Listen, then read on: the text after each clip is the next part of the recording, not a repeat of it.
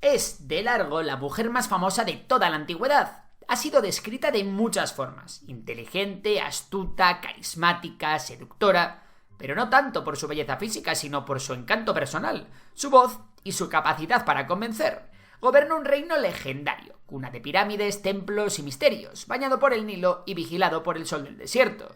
Compartió su vida y su ambición política con algunos de los hombres más poderosos de Roma. El amor, las alianzas, las intrigas y las guerras marcaron su destino.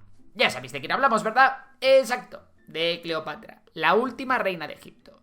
Y hoy en Memorias de Pez os contamos su historia. Pero antes de entrar en vereda hay que dejar una cosa clara. Lo que sabemos de Cleopatra nos ha llegado de fuentes romanas o griegas, entre las que se encuentran los escritos de Plutarco, Suetonio o Dion Casio, que fueron escritas décadas o siglos después de su muerte. Y claro, no eran imparciales. Y las fuentes egipcias pues son casi inexistentes. Por eso los historiadores modernos no se quedan solo con esos relatos, sino que los contrastan con los restos arqueológicos que muchas veces ofrecen una imagen distinta. Por si fuera poco, el mito, la propaganda y la historia se han entremezclado a lo largo de los siglos, pero aquí estamos para contarte su historia de verdad. Cleopatra VII, Thea Philopator, nació en el año 69 a.C. en Alejandría. Era hija de Ptolomeo XII, apodado Auletes, un faraón más famoso por su afición a tocar la flauta que por sus dotes de gobernante. Cleopatra también era hija de otra Cleopatra, Cleopatra V o VI, porque no se sabe con certeza si es la misma persona. Además, Cleopatra tenía varios hermanos que le dieron bastante guerra. Su hermana mayor, Berenice IV, sus hermanos Ptolomeo XIII y Ptolomeo XIV, y Arsínoe IV. Su familia descendía de Ptolomeo I Sóter, un general macedonio de Alejandro Magno, que fundó la dinastía tolemaica, gobernando Egipto casi 3 siglos. Eran griegos en costumbres, pero faraones para el pueblo egipcio, así que eran vistos como extranjeros, aunque después de 3 siglos reinando es probable que tuvieran un origen étnico ya bastante mixto. Por ejemplo, Ptolomeo XII, el padre de Cleopatra, era hijo ilegítimo, descendiente de una concubina cuyo origen no se sabe.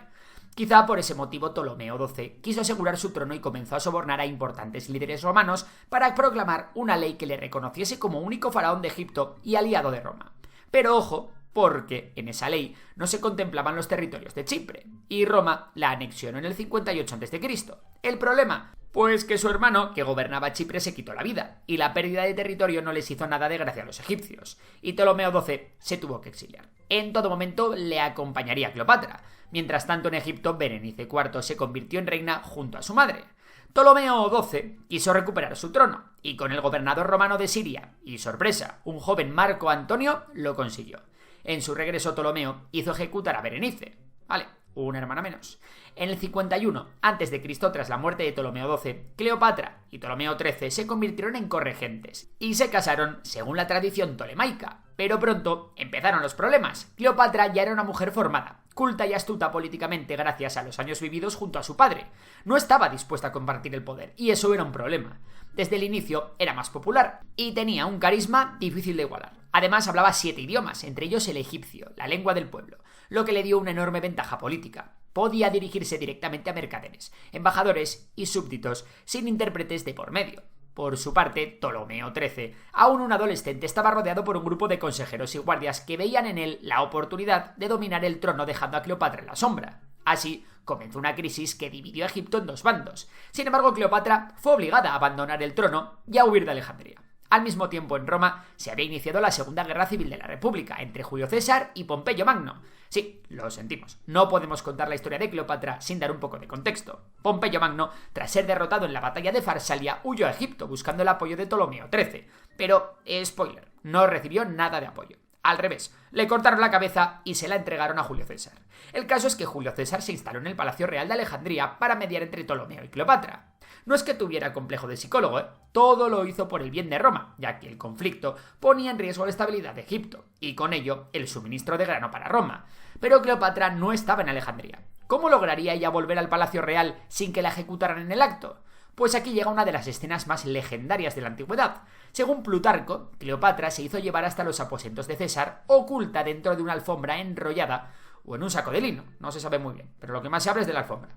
Cuando los sirvientes la desplegaron, apareció la reina.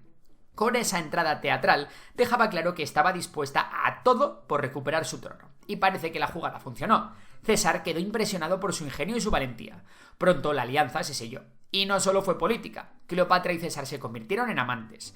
Él la apoyó frente a Ptolomeo XIII y ordenó que volvieran a gobernar juntos. Pero los consejeros del joven faraón no aceptaron aquello y la tensión acabó explotando de nuevo. Las calles de Alejandría se convirtieron en un campo de batalla. Comenzaba la guerra alejandrina. En medio de este caos se perdió parte de la biblioteca de Alejandría, uno de los mayores tesoros culturales de la antigüedad.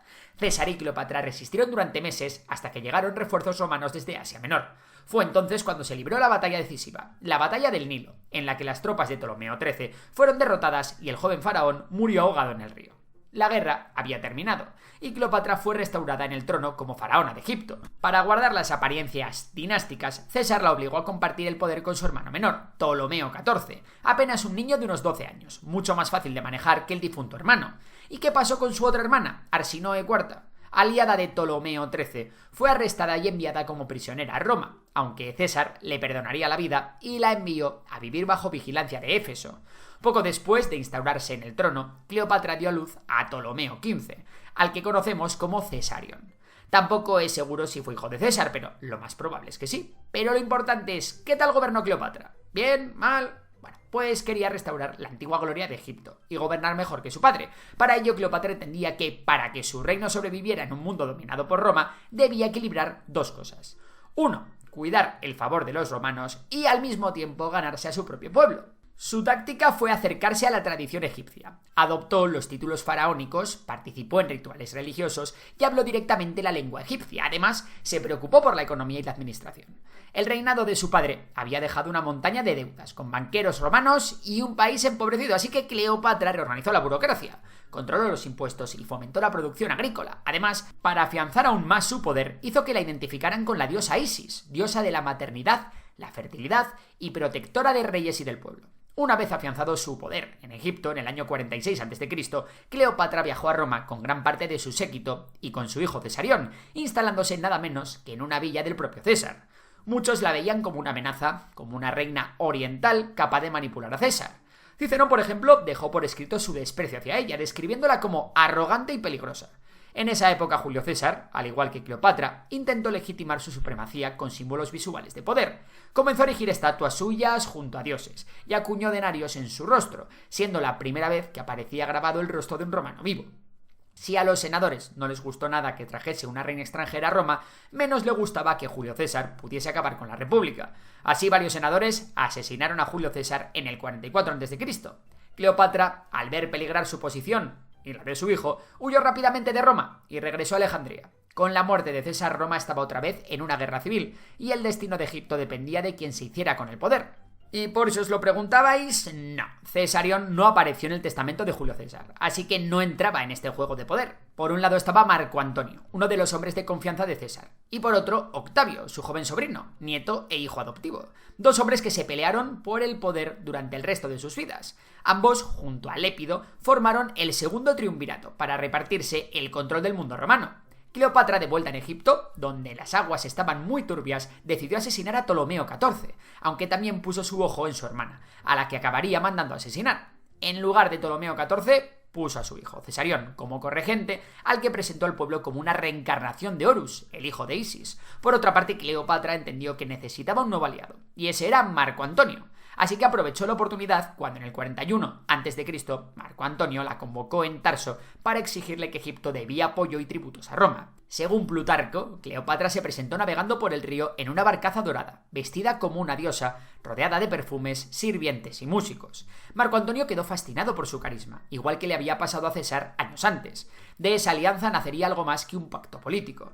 Cleopatra y Marco Antonio iniciaron una relación amorosa y pronto él se instaló en Alejandría. Allí disfrutaron de una vida lujosa y extravagante que los romanos describieron con escándalo.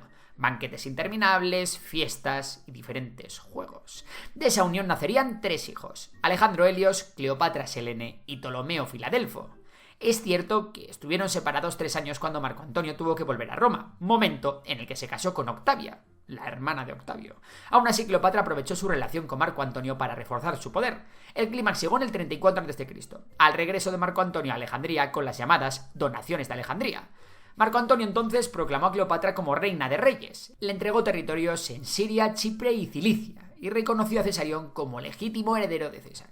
Imaginaos cómo debió sonar aquello en Roma. Para Octavio fue el argumento perfecto. Empezó a difundir la idea de que Marco Antonio había traicionado a Roma por una reina oriental, que se había convertido en esclavo de sus placeres, y que incluso planeaba trasladar la capital del imperio a Alejandría. Roma se dividió. El Senado, presionado por Octavio, le declaró la guerra. No a Antonio directamente, sino a Cleopatra. Y el choque decisivo llegó en el 31 a.C., en la famosa batalla de Accio, en las costas de Grecia. La flota de Marco Antonio y Cleopatra, formada por enormes y pesados barcos egipcios, se enfrentó a la flota de Octavio, comandada por su brillante general Agripa. Cleopatra, viendo la situación desfavorable, se retiró con su flota hacia Egipto. Antonio, al ver partir a la reina, abandonó la lucha y la siguió. Fue el desastre definitivo. Octavio marchó con sus legiones hacia Egipto, llegando a sitiar Alejandría. Durante el asedio, Antonio recibió falsas noticias de que Cleopatra había muerto. Así que, desconsolado y creyendo que todo estaba perdido, se clavó su propia espada. Gravemente herido, fue trasladado al mausoleo donde Cleopatra se había refugiado, y allí falleció en sus brazos. Todo bastante peliculero. Cleopatra, viendo que Octavio entraba victorioso en Alejandría, trató de negociar. Tenía la esperanza de que la dejara reinar junto a Cesarión, pero Octavio ya había tomado su decisión. La reina entendió lo que le esperaba: ser exhibida en Roma en un desfile triunfal como trofeo del vencedor. ¿Y cuál fue su decisión? El 12 de agosto del 30 a.C., encerrada en su mausoleo, decidió poner fin a su vida. La leyenda cuenta que lo hizo dejando que un áspiz, una cobra símbolo real de Egipto, la mordiera. Otros dicen que usó veneno oculto en un ungüento. Da igual, con ella desaparecía la dinastía tolemaica. Octavio ejecutó a Cesarión y a los pocos meses fue proclamado Augusto, el primer emperador de Roma. Egipto pasó a ser una provincia romana, y Cleopatra, lejos de desvanecerse en el olvido, se convirtió en un mito. Una reina que desafió a Roma con su inteligencia, su ambición y su capacidad para fascinar a los hombres más poderosos de su tiempo. Y hasta aquí el vídeo de hoy. ¿Queréis descubrir qué pasó con Octavio? ¿O preferís que os contemos la historia de otra poderosa mujer?